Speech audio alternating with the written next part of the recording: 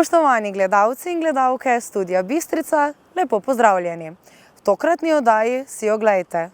Novinarska konferenca Komunale Slovenska Bistrica. Zbor območnega združenja slovenskih častnikov Slovenska Bistrica. Na Zgornji Polskavi pogovor o evropski prihodnosti. Na Pragerskem mednarodna razstava cvetja, ki ne ovene. Gasilska razstava na Zgornji Polskavi. Beremo skupaj na Spodnji Polskavi. Predstavitev projektov Las dobro za nas. Drugi mladinski šahovski turnir za pokal Bojana Siniča. Kegljači Impola osvojili naslov prvakov. Nogometaši Bistrice izgubili proti Triglavu. Komunala Slovenska Bistrica je v petek pripravila novinarsko konferenco pred čistilno akcijo, ki bo tudi letos potekala pod sloganom Preden trava ozeleni, počistimo kraj mi. Spregovorili so tudi o nekaterih drugih aktualnih temah in napovedali 76. cvetni petek, ki bo 22. marca. Pritegnili smo 60 razstavljavcev. Za cvetni petek obljubljamo dve novosti, in sicer kulinarični kotiček za vinogradniki na eni strani in pa otroška animacija in pa otroški kotiček na drugi strani. Zdaj pri kulinaričnem kotičku smo pritegnili k sodelovanju dva lokalna gostinca, to je gostišče Iršič in pa turizem na kmetiji Goričan. Od vinogradnikov pa seveda tisti, ki že nekaj časa obiskujejo cvetni petek, vinogradništvo Avguštin, Brezovšek, Repnik in pa vinogradništvo Pečovnik. To, kar se tiče samega kulinaričnega kotička, tudi tam smo zaokrožili eno ponudbo, da lahko ljudje kupujejo vse, kar potrebujejo pred veliko nočjo, torej da nesejo k žegnu in da veliko noč obeležijo tako, kot je potrebno. No, na drugi strani pa smo zopet z lokalcem, z bistriško gibalnico Hop Hop, tudi organiziramo otroški kotiček. Od 2 popoldan do zaključka do 5 popoldan bo brezplačna otroška animacija, napihljiva igrala in tako naprej. No, s tem pa družba Komunala Slovenska Bistrica gotovo dodaja svoj delež lokalnemu okolju, da torej okolju tudi nekaj da tistim našim najmlajšim, da imajo tudi kaj započeti na samem cvetnem sejmu. Sicer pa cvetni petek, torej cvetni sejem, se od 8 do 5 predvideva. Dogajanje bo na ustaljeni lokaciji Grajska ulica in pa delu Partizanske ulice, torej na Partizanski ulici tradicionalno suha roba, na območju nekdanjega podjetja Kroze in pa trgovine Mercator pa vse ostalo. Akcija čiščenja okolja bo potekala v soboto 7. aprila med 8. in 12. uro. Prijave za letošnje leto še vedno potekajo. Verjamemo, da še bo veliko prijav, nekaj jih je že, čakamo še. Rok za prijave je načeloma do 20.3., bomo pa upoštevali tudi kakšnega zamudnika. Zdaj opozorila bi mogoče še, da če naletite na kakšne nevarne odpadke na čistilni akciji, kakšne igle, azbestne plošče, da se to naj nas kontaktira, bomo mi za to poskrbeli. Pa tudi, naprimer, ni čistilna akcija namenjena čiščenju kakšnih dvorišč oziroma podobnih stvari, ne. Namenjena izključno temu, da počistimo naravo. Verjamem, da bojo vsa društva, vaški odbori in vsi tisti, ki participiramo v teh krajih, se z velikim številom udeležili, da dejansko popučemo to svinarijo, ki je dejansko nastala. Še vedno opažamo, še vedno smo packi, ne. Lani drugi dan po akciji sem že videl neke pločevinke zopet tam, ko smo prej čistili, ne, pač ne verjamem, zakaj je to potrebno. Ampak ne glede na to je naša okoljska zaveza in tudi naš slogan, ki delujemo v službi okolja, pomemben, da nekako vztrajamo pri tem, da vsako leto z vašo pomočjo nekako zasveščamo vso družbo, v kateri pač živimo, delujemo. Občina Slovenska Bistrica tudi podpira, kot že vsa pretekla leta, kjer smo tudi začeli za to čistilno akcijo Čistimo svoj kraj v letu 2010, kjer je bila organizator in sodelovanju z podjetjem Komunala izvajala to čistilno akcijo. tako tudi sedaj, kjer se bomo tudi sami aktivno vključili v samo izvedbo akcije preko posameznih krajevnih skupnosti in pa lokalnih društev. V vojašnici Vincenca Repnika Slovenska Bistrica je pretekli petek potekal zbor članic in članov območnega združenja slovenskih častnikov Slovenska Bistrica. Zbor se je začel s predavanjem z naslovom Novi varnostni izzivi in razvoj obrambnega sistema Republike Slovenije, ki ga je izvedel Boštjan Pavlin, generalni direktor Direktorata za obrambne zadeve na Ministrstvu za obrambo. Člani društva so prisluhnili poročilom o delu območnega združenja za leto 2023 in sprejeli program dejavnosti za leto 2024. Predsednik območnega združenja slovenskih častnikov Slovenska Bistrica dr. Andrej Godec in podpredsednik Zveze slovenskih častnikov Martin Jugovec sta najbolj zaslužnim podelila tudi priznanja, medalje, častne znake in plakete. V kulturnem delu programa sta nastopila trobilni ansambel Glasbene šole Slovenska Bistrica pod mentorstvom Valterja Kukoviča in članica literarne sekcije DPD Svoboda Ana Iršič. Nova Slovenija je že napovedala svojo kandidatno listo za volitve v Evropski parlament, ki bodo 9. junija letos. V ta namen so minuli petek v gostišču Golob na Zgornji Polskavi pripravili pogovor o evropski prihodnosti z naslovom Evropa blizu našim ljudem. Na pogovoru so sodelovali kandidati za evropske volitve na listi NSI, predsednik stranke Matej Tonin, evropska poslanka Ljudmila Novak, državni svetnik in župan David Klobasa, namestnica predsednika sveta stranke Mojca Erjavec, predsednica podmladka Katja Berg-Bevc in poslanec Jožef Horvat. Pretekli vikend je na Pragerskem potekala 6. mednarodna razstava z naslovom Cvetje, ki ne ovene. Razstavi so se pridružili ustvarjalci in navdušenci iz vse Slovenije, nekaj se jih je pripeljalo tudi iz Hrvaške. Prireditev je organiziralo turistično društvo Breza v sodelovanju s Turistično zvezo Slovenije. Letos je pa ta razstava, mislim, da dosegla enega od svojih vrhov. Namreč včeraj je bilo 115 razstavljavcev tukaj, danes jih je 15 manj, ker pač so oddaleč in pridejo samo za en dan, ampak zajete pa so vse slovenske pokrajine. Danes celo Hrvaška, sicer pa so iz Prekmurja, z Koroške, Štajerske, osrednje Slovenije, Gorenjske, Primorske, Dolenjske, resnično celotna Slovenija v malem. Vedno je kakšen novi zraven, ampak druga zanimivost je pa ta, da prinesejo pa vsako leto nekaj novega. Da vedno izdelajo neko novo cvetje, drugačno iz drugačnega materijala mogoče ali pa drugo vrsto rastline, tako da ne ponavljajo se, ne nosijo starih stvari sem, ampak resnično ugotavljamo, da kakovost in izvirnost iz razstave v razstavo raste. Mi smo idejo res dobili v Vranskem, tam so imeli razstavo cvetja samo iz krep papirja. Nam se je pa zdelo, da predvsem ustvarjalke ustvarjajo iz toliko različnih materialov, da je prav škoda, da ne pokažejo še tiste svojih umetnin. In smo rekli, da ne omejujemo materijala, omejujemo samo cvetje zdaj na tej razstavi. Tako da prevladuje res krep papir, ki je pač naše izročilo. Sicer pa imamo iz nogavic, iz slame, iz jute, iz kvačkanca, iz vseh mogočih materialov, kar pač se da uporabiti tukaj razstavljeno cvetje. Ob krajevnem prazniku so v ponedeljek v prostorih gasilskega doma na Zgornji Polskavi odprli razstavo gasilskih našitkov, čelad in drugih eksponatov. Avtor razstave je predsednik prostovoljnega gasilskega društva Zgornja Polskava Lovro Metikoš. Zbirateljstvo je namreč njegov hobi, je tudi član društva za ohranjanje gasilske dediščine. Tekom let je nastala obsežna zbirka, ki jo prvič predstavlja na tokratni razstavi. V zbirki je že preko 2000 različnih našitkov iz več kot 30 držav sveta. Na ogled so tudi zborniki in brošure ter gasilske čelade. Povod za razstavo je bil praznik, krajevni praznik Zgornje Polskave v mesecu marcu, ki ga krajevna skupnost praznuje 23. marca vsako leto. Rdeča nit razstave pa je gasilstvo, gasilci in pa vse, kaj je povezano z gasilstvom v Sloveniji in tujini.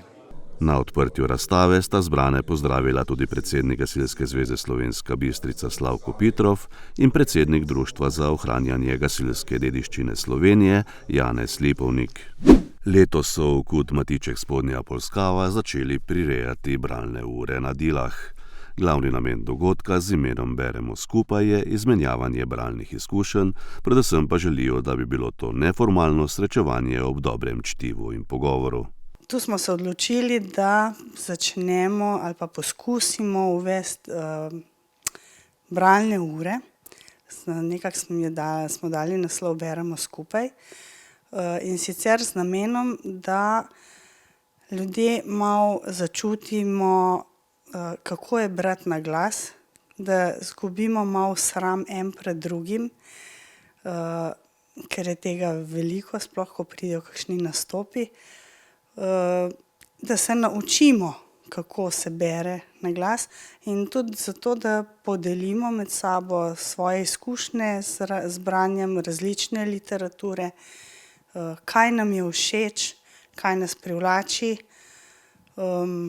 kaj bi kdo komu priporočil.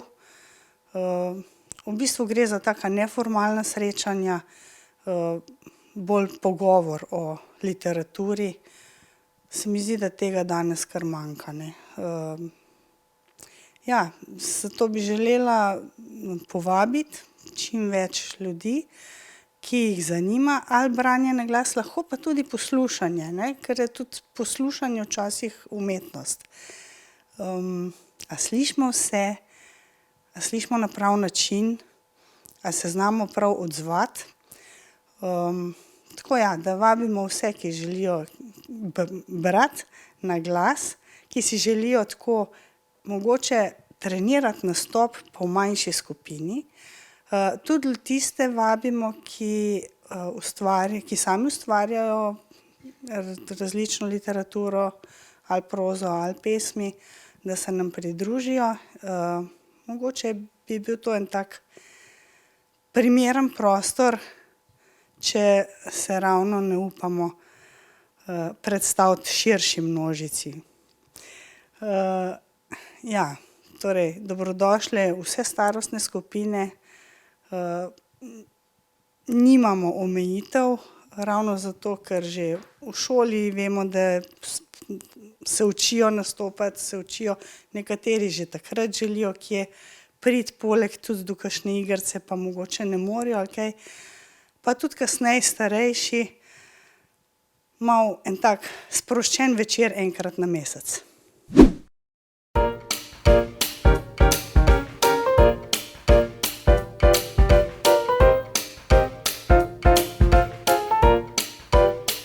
V bistvu se je turistično društvo odločilo, da bi rada imela svoje prostore in smo nekako izkoristili prostore pod zdajšnjo občino.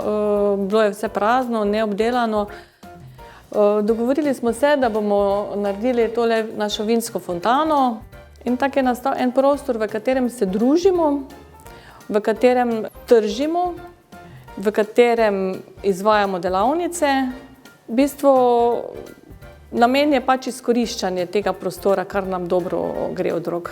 V bistvu je projekt namenjen nam in drugim. Nam zato, ker se vnotri družimo, drugim pa, ker ponujamo tudi vina, ki jih lahko pridejo degustirati, ki lahko kupijo ta vina. Ponujamo tudi izdelke lokalne skupnosti, kaki med, bučno olje, v bistvu te domače izdelke, ki se dajo tudi pri nas dobiti. Potem je prostor še dodal dodano vrednost celotnim makolam, da v bistvu ljudje spoznajo tudi makole. Pridejo sem, popijejo, potem pa še pogledajo Cerkvico, Lenart in bližnjo okolico.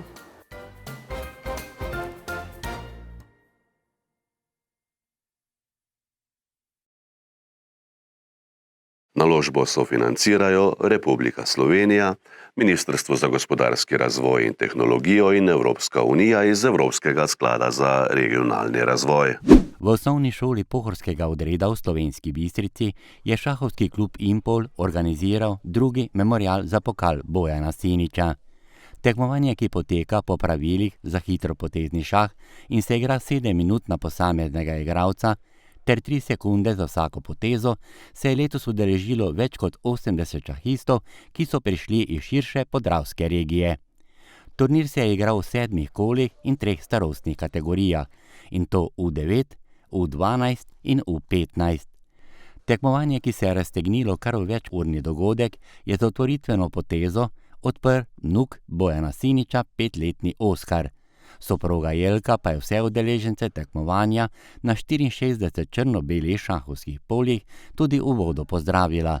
Za našo televizijo pa je povedala: Na vsak način sem zelo ponosna, da se je ta turnir poimenoval po Bojanu. Vsi, ki poznamo Bojana, ki ga poznate, veste, da je bil velik pripadnik športu, da je bil ljubitelj vseh športnih panog in tudi šaha. Hkrati pa je bil velik ljubitelj mladine in tu se je to nekako lepo poklopilo, šah igrajo mladi in Bojan bi bil zagotovo zelo ponosen in vesel, če bi danes videl, kako to poteka. Turnir, ki se je odvijal v okviru občinskega praznika, bo imel posebno težo tudi med ostalimi športnimi dogodki, ki se prirejajo v Slovenski Bistrici. Memorial Bojana Siniča pa bo imel še posebno težo. Ja, jaz sem vesel, da je že drugi tradicionalni turnir Bojana Siniča v šahu. Vsi vemo, da je bil športni navdušenec v vseh športih. Ogromno smo sodelovali tudi preko športne zveze in jaz verjamem, pa tudi dober šahist je bil, da bomo vsem nadaljevali in na nek spomin na njegovo delo, na njegov način razmišljanja in pa seveda spodbuda za mlade, predvsem mlade šahiste, da bojo svojo aktivnost peljali preko šaha in seveda druženja z drugimi šahisti. Udeleženci so predstavljali različne klube, društva in osnovne šole in so prišli iz različnih občin, vse od Maribora, Ptuja pa do Slovenskih Konjic in uživali med vrstniki ter se z njimi borili za čim boljšo uvrstitev. Zato je bilo sila pomembno že dobro odigrati kar v uvodnem prvem kolu. Tam je bila neka vezava s stopom, potem pa je ona odkrila to vezavo, potem sem jaz imela kvaliteto več. Potem pa je bilo dalje, sem jaz vodila. Lahko bi boljše igrala, v bistvu zaradi ene poteze sem potem celo partijo izgubila. Drugače sem pa ponosna na sebe. Ne pričakujem, da bom glih tudi prvi, drugi, kakih 7. V kategoriji U9 je zmagal Svit Gomboši iz šahovskega društva Ptuj. V tej kategoriji je bil Marko Breznik, član domačega šahovskega kluba Impol, na 9. mestu. V kategoriji U12 je zmago in pokal domov odnesel Anej Borovinšek, član šahovskega kluba Branik Maribor. Najvišje uvrščeni član Impola je bil v tej kategoriji na 5. mestu Rene Kodrič. 10 mest za njim pa je bila v tej skupini uvrščena Eva Lesjak. V najstarejši kategoriji U15 je v konkurenci 23 šahistov prvo mesto osvojil Gašper Dervenšek iz osnovne šole Angela Besednjaka iz Maribora. Od Bistričanov pa je najvišje posegel Nik Gasparin Potočnik, bil je 17. Vse udeležence tega dogodka pa so pozdravili in nagovorili še podžupan občine Slovenska Bistrica Modest Motaln, ravnateljica osnovne šole pohorskega odreda Nadja Stegne, predsednik šahovskega kluba Impol Dejan Košir in neutrudni šahovski zanesenjak James Marjan Tomazin, ki napoveduje tudi preporod šahovske igre med najmlajšimi v Slovenski Bistrici.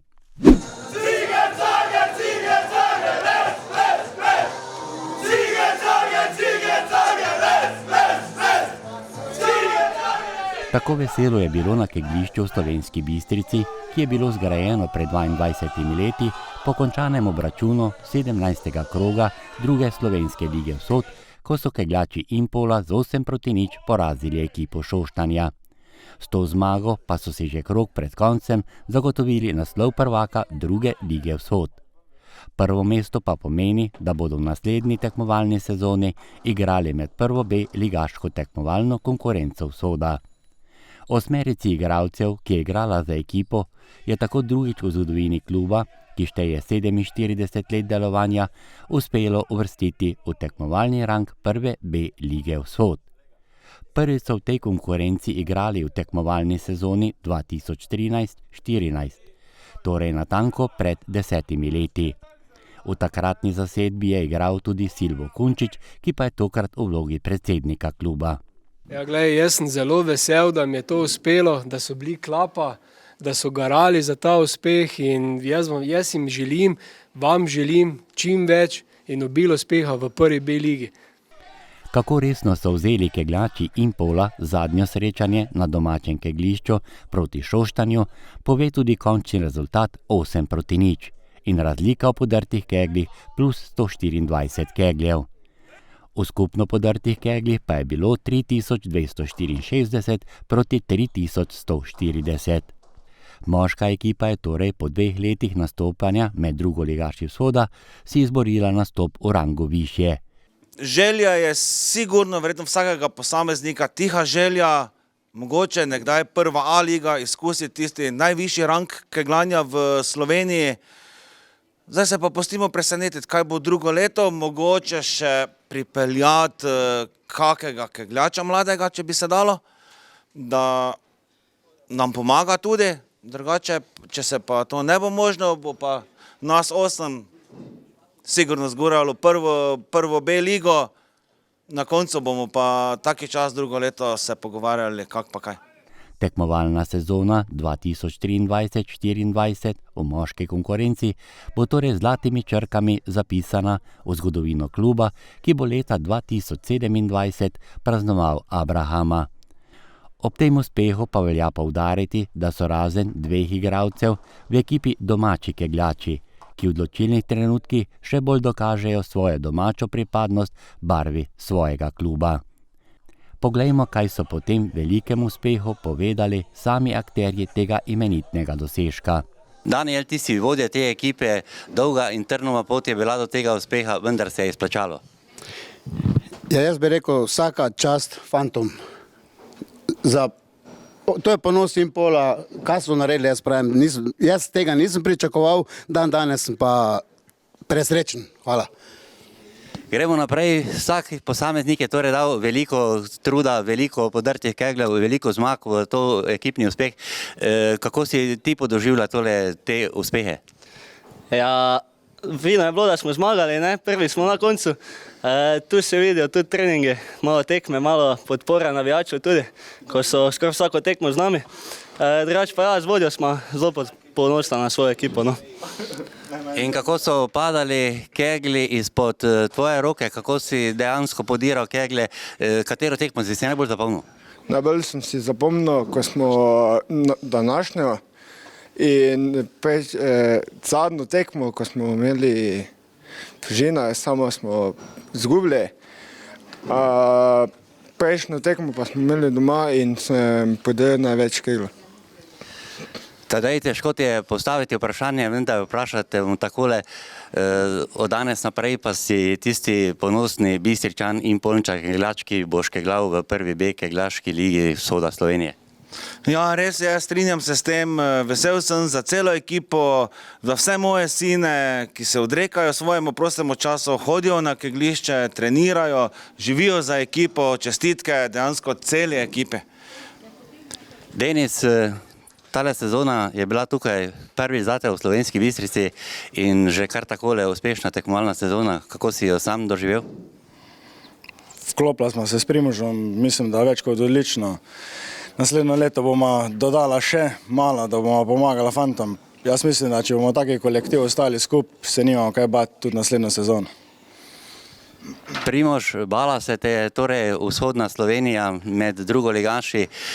Ne vem, koliko porazov se doživel, vendar ne bomo o porazu danes. Danes bomo o tej veliki zmagi, tem velikem uspehu za bistriški Impol. Kaj dodajaš? Zelo vesel, da smo uspeli cilj, ki ga verjetno pred sezono nobeden od nas ni pričakoval. Fantom se zahvaljujem za družbo, smo vredna ekipa in upajmo, da še tako naprej. Ivan, porazi sestavni del športa, doživel si jih kar nekaj, vendar sedaj se ti boleči porazi pozabijo ob tem blagoslavju. Nekaj s tvoje strani? Bilo je pa tudi nekaj zmag. Je pa fajn, ker se istopovetiš z svojimi mladimi sotekmovalcami in to ti daje energijo za naprej. Tilen, si tej druščini Topolško, torej očeta in dveh bratov.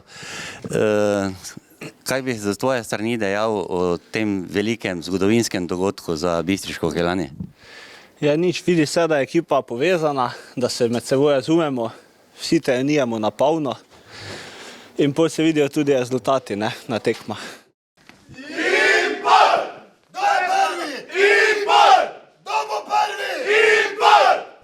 V športnem parku v Slovenski Bistrici je bila v nedeljo 17. marca odigrana prvenstvena nogometna tekma druge lige med domačo Ketijemi Impol Bistrico in Triglavom iz Kranja. Obračun 5. in 6. uvrščene ekipe na prvenstveni lestvici je privabil veliko število ljubiteljev nogometne igre. Bistričani so pomembno tekmo za obstanek pri vrhu lestvice igrali brez poškodovanega domačega kapetana in najboljšega igralca in strelca ekipe Jaše Martinčiča. Prav slednje, ali pa tudi ne, je na koncu šlo v prid gostom, ki so na vročem gostovanju v Slovenski Bistrici zmagali z 1-3. Dvakrat je polno na tem srečanju zadel Edi Horvat in sinje modrim prinesel pomembne prvenstvene točke. Pa znali smo da je Bistrica dobar protivnik, na analizi smo ih dobro odradili, znali smo šta moramo očekivati od njih. Teren je takav kakav je, nije se dalo baš lijepo igrati, ali mora se prilagoditi. Tako da mislim da smo izvukli najbolje, nagradilo nas je taj penal u najboljem mogućem momentu i srećno smo ga iskoristili. Bistričani so v uvodnih 20 minutah prvega dela odlično parirali razigranim in taktično dobro postavljenim Triglavanom. Proti koncu prvega dela pa so imeli gostje kar vidno terensko premoč, saj so večkrat ogrozili vrata gostiteljev. Domači branilci na čelo z vratarjem Deronjo so bili na veliki preizkušnji v sodnikovem dodatku prvega polčasa. Po strelu iz kota gostov je po mnenju sodnika Gergiča domači vratar Marko Deronja nepravilno oviral gostujočega napadalca. Delilec pravice je pokazal na belo točko. S golom z 11 metrov je Edi Horvat z 0-1 svojo ekipo odpeljal na 15-minutni odmor. Veliko ogovarjanja pri tej odločitvi je bilo tudi v strokovnem štabu bistriškega kluba. Pomočnik trenerja Amir Karič je prejel tudi rumeni karton za ogovarjanje pri dosojeni najstrožji kazni za goste. Če potegnemo črto, danes kot ekipa nismo bili pravi, ni bilo te željene energije kot prejšnjo tekmo in moramo Triglavu čestitati, bil je danes boljši. Je pa res, da bi se lahko marsikaj drugače zgodilo, če ne bi bilo tiste 11 metrovke, ki je zelo, zelo sumljivo dosojena. Pogledali smo posnetek in je prej bil faul nad našim golmanom in posledično je potem naš golman šel v prazno, ampak on je gospodar 5-metrskega prostora, se pravi na ta način soditi penal brez nekega vara, karkoli je pa res absurdno in škoda, da drugače bi v drugem počasu šli z neko novo energijo in sem prepričan, da bi to drugače izgledalo. V drugem polčasu sta pri gostiteljih v igro vstopila Kuliš in Jostinek ter poživila domači napad. Namesto izenačenja pa je sledil hladen tuš v 55 minuti. Po nesigurnosti domačih obrambnih igralcev se je drugič na tekmi med strelce upisal Edi Horvat, za vodstvo gostov 0-2. Pa super zabiti 2 gola nakon toliko dugog posta, uvijek dobar osjećaj, čestitke ekipi na odličnoj igri i mislim da smo zasluženo pobjedili. V 58 minuti sta v igro pri domači zasedbi prišla Gobec in Horvat. Prav omenjena naveza pa je sodelovala pri prvem in edinem golu za gostitelje. S krasnim strelom je mrežo gostov v 77 minuti zadel Brin Horvat in znižal na 1-2. To pa je bil tudi njegov prvenec v ekipi Bistrice in tudi prva minutaža v bistriškem klubu. Drugi polčas smo bolj pritiskali mi, boljše smo igrali, več smo imeli posesti tudi. Moj dosežen zadetek je bil v redu, veselil sem se ga, ampak je bilo boljše, da bi vodili ob tem času. Potem smo še poskušali malo pritiskati, ampak smo iz kontre potem dobili gol, tako da se nam žal ni šlo danes. Varovanci Simona Dvoršaka so po tem znižanju vse stavili v napad. Žal pa so jih igralci Triglava preigrali s hitrim protinapadom in povišali na 1-3 in to v 82 minuti. Strelec gola pa je bil rezervist Matej Momčilovski. Zavedamo se nekih svojih stvari in bomo v bodoče popravljali zadeve, čakajo nas tekme, ni še vse rešeno, še vedno je kar nekaj tekm do konca, z dobrimi ekipami igramo doma in bomo poskušali to popraviti. Nenačrtovan poraz Triglavom z 1-3 bodo morali Bistričani čim prej pozabiti, kajti prvenstvo neusmiljeno teče naprej. Na prvenstveni lestvici so izgubili 1 mesto in so trenutno 7.